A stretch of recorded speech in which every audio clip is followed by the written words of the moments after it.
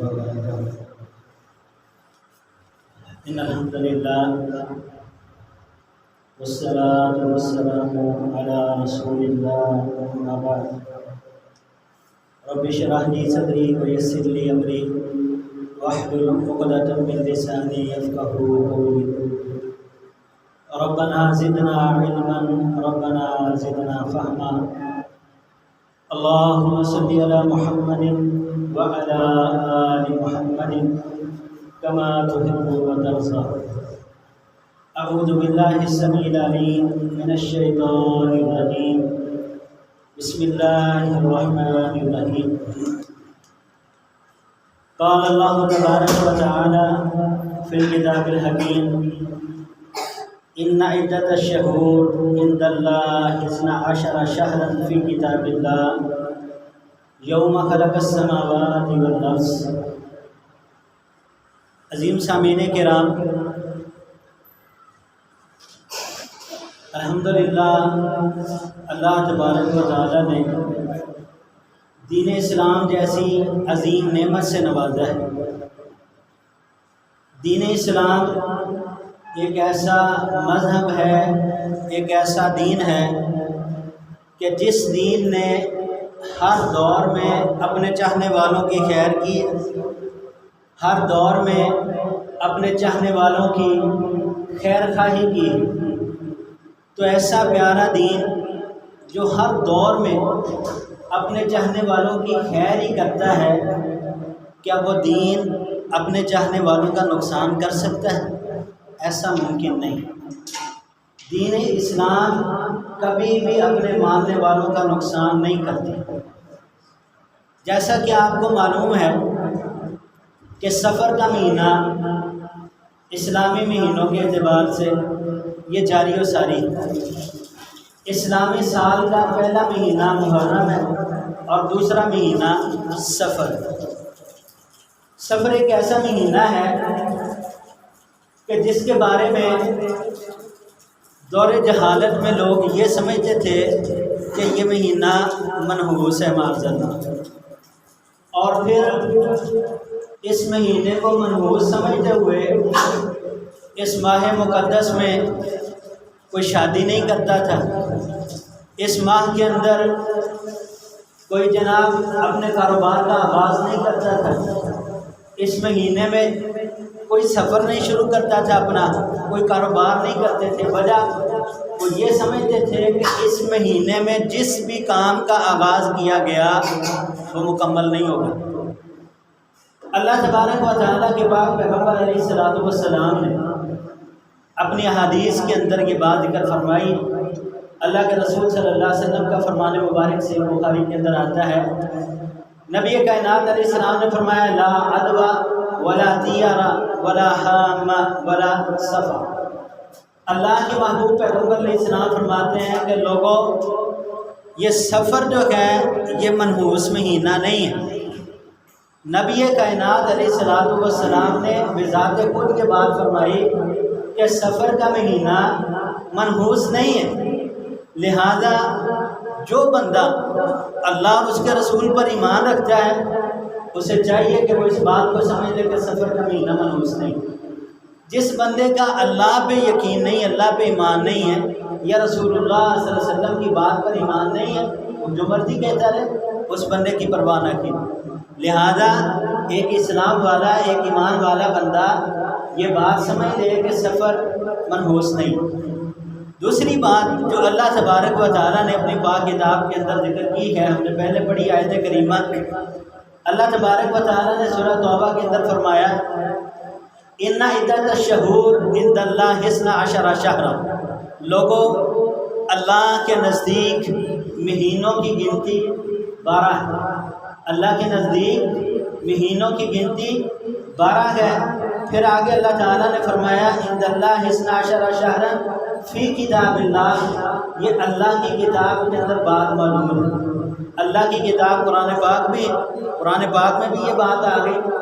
اللہ کی کتاب لوح محفوظ بھی ہے جس کے اندر ہر چیز لکھی ہوئی ہے۔ اس کتاب کے اندر بھی سال کے 12 مہینے ہیں، اور اللہ تبارک و تعالیٰ نے فرمایا یہ کس دن سے ہیں؟ یوم خلق السماوات والارض، جس دن اللہ نے آسمان اور زمین بنائے اسی دن اللہ تعالیٰ نے 12 مہینے مقرر کیے۔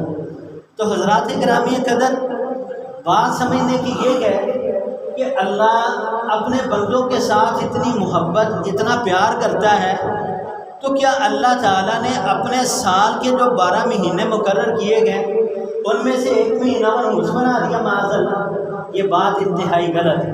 ہمارے لوگ یہ سمجھتے ہیں کہ شاید اس مہینے کی وجہ سے ہماری زندگی کے اندر کوئی مشکل آ جاتی، یا اس مہینے کی وجہ سے پریشانی آ جاتی، آفت آ جاتی، اس مہینے کے اندر اگر شادی کی تو وہ کامیاب نہیں ہوتی، اس کے نقصانات بہت زیادہ ہوتے ہیں۔ یہ عقیدہ توڑنے کے لیے اللہ نے قرآن نازل فرمایا، یہ نظریہ ختم کرنے کے لیے اللہ نے قرآن نازل فرمایا۔ اللہ کریم نے فرمایا سورہ توبہ کے اندر، مالک کائنات فرماتے ہیں قُلْ لَن يُصِيبَنَا إِلَّا مَا كَتَبَ اللَّهُ لَنَا هُوَ مَوْلَانَا وَعَلَى اللَّهِ فَلْيَتَوَكَّلِ الْمُؤْمِنُونَ۔ اے ہمارے محبوب پیغمبر علیہ الصلوۃ والسلام، آپ اعلان فرما دیجیے، لوگوں کو آگاہ کر دیجیے، لوگوں کو یہ بات بتلا دیجیے، کیا قل فرما دیجیے لن یصیبنا الا ما كتب اللہ لنا، ہماری زندگی کے اندر کوئی دکھ اور پریشانی نہیں آ سکتا سوائے اس کے ما كتب اللہ لنا، جو اللہ نے ہمارے لیے لکھ دی۔ جو بات اللہ نے ہمارے لیے لکھ دی ہے اس بات کا سفر کے مہینے کے ساتھ کوئی تعلق نہیں، وہ تقدیر کے اندر لکھی جا چکی ہے، وہ محرم میں بھی آ سکتی ہے، وہ سفر میں بھی آ سکتی ہے، وہ ربیع الاول ربیع الثانی کے اندر آ سکتی ہے، وہ رمضان کے مہینے میں بھی آ سکتی ہے۔ حضرات، رمضان المبارک کا مہینہ کتنا عظیم ہے، کتنا برکتوں والا، کتنا رحمتوں والا مہینہ ہے۔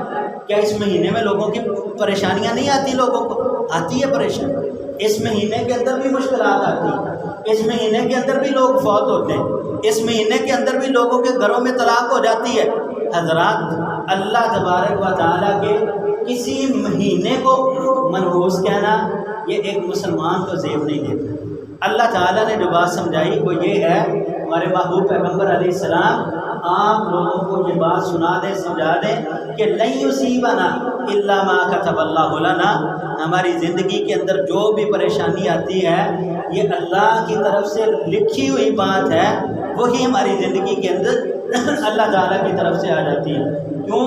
آگے اللہ نے فرمایا ہوا مولانا، کہہ دیجئے اللہ ہی ہمارا مولا ہے، اللہ ہی ہمارا کارساز ہے، اللہ ہی ہمارا داتا ہے، اللہ ہی ہمارا حاجت روا مشکل کشا صرف اور صرف اللہ ہے۔ ہوا مولانا، اللہ ہمارا کارساز ہے۔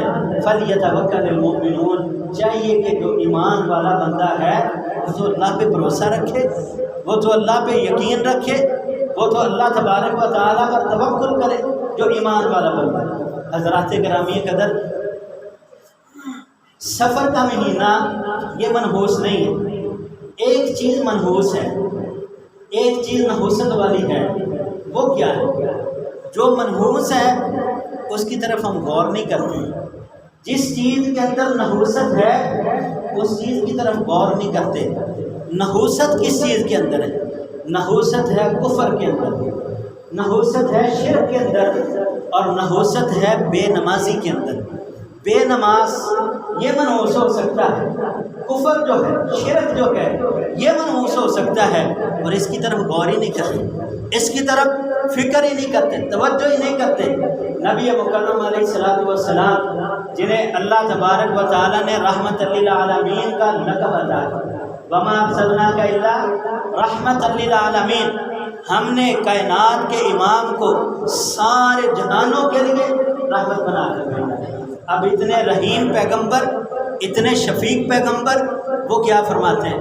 لوگوں، میرا دل چاہتا ہے، میرا دل چاہتا ہے کہ میں اپنی جگہ جب نماز کا وقت آ جائے اپنی جگہ پہ کسی کو مقرر کروں، وہ میری جگہ پہ کھڑا ہو کے نماز پڑھائے۔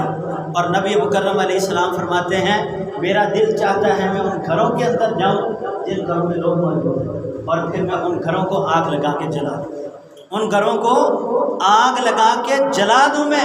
کون فرما رہے ہیں؟ آقا دو جہان، رحمت للعالمین، تمام جہانوں کے لیے رحمت بن کر آنے والے کافروں کے ساتھ رحم کرتے ہیں، دشمن کی بیٹی کے ساتھ، دشمن کے بچے کے ساتھ رحم کرنے والے حضرات، انسان تو درکنار جانوروں کے ساتھ رحم کرنے والے پیغمبر فرماتے ہیں لوگوں میرا دل چاہتا ہے کہ میں ان گھروں کو آگ لگا کے جلا لوں جن گھروں کے اندر بے نماز لوگ رہتے ہیں، میں عورتوں اور بچوں کی وجہ سے یہ کام نہیں کر رہا، عورتوں اور بچوں کی وجہ سے میں یہ کام نہیں کر رہا۔ حضرات نحوست بے نمازی کی ہے، یہ نحوست ہے، گھروں کے اندر موجود ہے، حی علی الصلاۃ حی علی الفلاح کی صدائیں بلند ہوتی ہیں، یہ بندہ دس سے مس نہیں ہوتا، یہ اللہ کی طرف آنے کے لیے تیار نہیں، یہ اللہ کی بات سننے کے لیے تیار نہیں ہے۔ حضرات گرامی قدر، وقت اور لائٹ کے پیش نظر میں اپنی بات کو مختصر کرنے کی کوشش کر رہا ہوں، لیکن معاملہ بڑا اہم ہے، بات بڑی خاص ہے۔ آج ہمارے معاشرے کے اندر ہر بندہ روتا ہوا نظر آتا ہے، آپ مالدار بندہ بھی پریشان ہے اور جو بندہ غریب ہے وہ بھی پریشان ہے، جو بندہ کاروباری ہے وہ بھی پریشان ہے، جس کا کاروبار نہیں ہے وہ بھی پریشان۔ ہر بندہ کیوں روتا ہے، کیوں پریشان ہوتا ہے؟ اس کا سبب اللہ تعالیٰ نے اپنی پاک کتاب کے اندر ذکر کیا۔ کیا؟ رب کائنات نے فرمایا وَمَنْ أَعْرَضَ عَنْ ذِكْرِي فَإِنَّ لَهُ مَعِيشَةً ضَنْكًا وَنَحْشُرُهُ يَوْمَ الْقِيَامَةِ أَعْمَىٰ قَالَ رَبِّ لِمَ حَشَرْتَنِي أَعْمَىٰ وَقَدْ كُنْتُ بَصِيرًا قَالَ كَذَٰلِكَ أَتَتْكَ آيَاتُنَا فَنَسِيتَهَا وَكَذَٰلِكَ الْيَوْمَ تُنسَىٰ۔ اللہ اکبر، اللہ 16واں پارہ ہے سورہ طٰہٰ۔ اللہ تعالیٰ فرماتے ہیں وَمَنْ أَعْرَضَ عَنْ ذِكْرِي، جو بندہ میرے ذکر سے اعراض کر لیتا ہے، منہ پھیر لیتا ہے۔ اللہ کا ذکر کیا ہے؟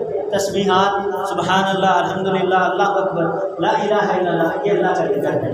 اللہ کا ذکر کیا ہے؟ قرآن۔ اللہ فرماتے ہیں اِنَّا نَحْنُ نَزَّلْنَا الذِّكْرَ وَإِنَّا لَهُ لَحَافِظُونَ۔ قرآن اللہ کا ذکر، تسبیحات ہم نہیں کرتے، قرآن بہت کم لوگ ہیں جو پڑھتے ہیں، اور اللہ کا ذکر کیا ہے؟ نماز۔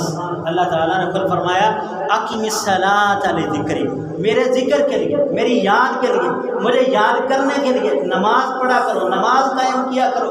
حضرات اللہ تعالیٰ فرما رہے ہیں وَمَنْ أَعْرَضَ عَنْ ذِكْرِي، جو بندہ میرے ذکر سے منہ پھیر لیتا ہے فَإِنَّ لَهُ مَعِيشَةً ضَنْكًا، میں اس کی دنیا کی زندگی تنگ کر دیتا ہوں، دنیا کی زندگی، اس کی معیشت کو میں تنگ کر دیتا ہوں، اور پھر دنیا ہی نہیں، اللہ سے باغی ہو گئے ہو، اللہ کی عبادت سے باغی ہو گئے ہو، اللہ تبارک و تعالیٰ کے ذکر سے باغی ہو گئے ہو، اور پھر چاہتے ہو تمہاری زندگی کے اندر سکون آ جائے، اور پھر چاہتے ہو گھروں کے اندر خیر آ جائے، گھروں کے اندر برکت نازل ہو جائے، گھروں کے اندر بچے ہیں، گھروں کے اندر بچیاں، ماں گھر کے اندر، باپ گھر کے اندر، باپ بھی جب 8 بجے تک سویا نہیں اٹھتا، ماں کی جب 8 بجے تک سوئی نہ اٹھے تو بچوں نے کیا خیر وہاں پر اچھے کام کرنے؟ یعنی ماں گھر کے اندر سوئی ہے اور چاہتی ہے میرا بیٹا جائے مسجد کے اندر قرآن پڑھے، ایسا ممکن نہیں۔ جب تک بڑے عمل نہیں کریں گے چھوٹے عمل نہیں کریں گے۔ اگر آپ چاہتے ہیں آپ کے بچے کی اصلاح ہو جائے، اگر آپ چاہتے ہیں آپ کا بچہ نیک ہو جائے، اگر آپ چاہتے ہیں آپ کے بچے کی اچھی تربیت ہو جائے، تو اس کے لیے پہلے خود اپنے آپ کو عمل کے میدان میں لائیں، پہلے خود اپنے آپ کو عمل کے میدان میں لائیں۔ تو اللہ تعالیٰ نے کیا فرمایا کہ میں اس کی معیشت جو ہے اس کو تنگ کر دوں گا۔ پھر معیشت تنگ کرنے کے بعد کیا؟ یہ دنیا کتنی ہے؟ کوئی بندہ 10 سال جی لے گا، 20 جی لے گا، کوئی بندہ 100 سال جی لے گا، اس کے بعد کیا؟ مر جانا۔ دنیا کی زندگی یہ ختم ہو جائے، پھر کیا ہوگا؟ اللہ فرماتے ہیں آخرت وَنَحْشُرُهُ يَوْمَ الْقِيَامَةِ أَعْمَىٰ، قیامت کے دن میں اس بندے کو اندھا کر کے اٹھاؤں گا، قیامت کے دن اس بندے کو اندھا کر کے اٹھاؤں گا۔ وَنَحْشُرُهُ يَوْمَ الْقِيَامَةِ أَعْمَىٰ، اب یہ بندہ اللہ سے سوال کرے گا قَالَ رَبِّ لِمَ حَشَرْتَنِي أَعْمَىٰ، اے اللہ تو نے مجھے اندھا کیوں کر دیا؟ وَقَدْ كُنْتُ بَصِيرًا، حالانکہ میں تو دیکھنے والا تھا، میری بینائی کام کرتی تھی، میری آنکھیں کام کرتی تھی، اے اللہ میں دیکھنے والا تھا، میں سننے والا تھا، اے اللہ مجھے اندھا کیوں کر دیا؟ قال رب لم حشرتنی اعمى وقد كنت بصیرا، پھر اللہ جواب دیں گے، اللہ کیا فرمائیں گے؟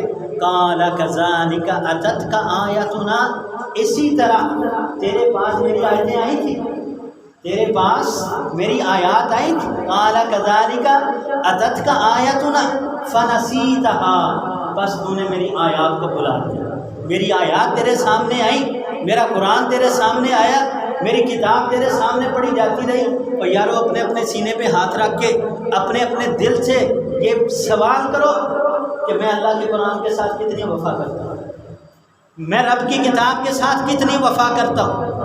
یارو ہر بندہ اپنے دل پہ ہاتھ رکھ کے ذرا سوال کرے دل سے، میں نے اپنی زندگی کے اندر قرآن کتنی بار مکمل کیا ہے۔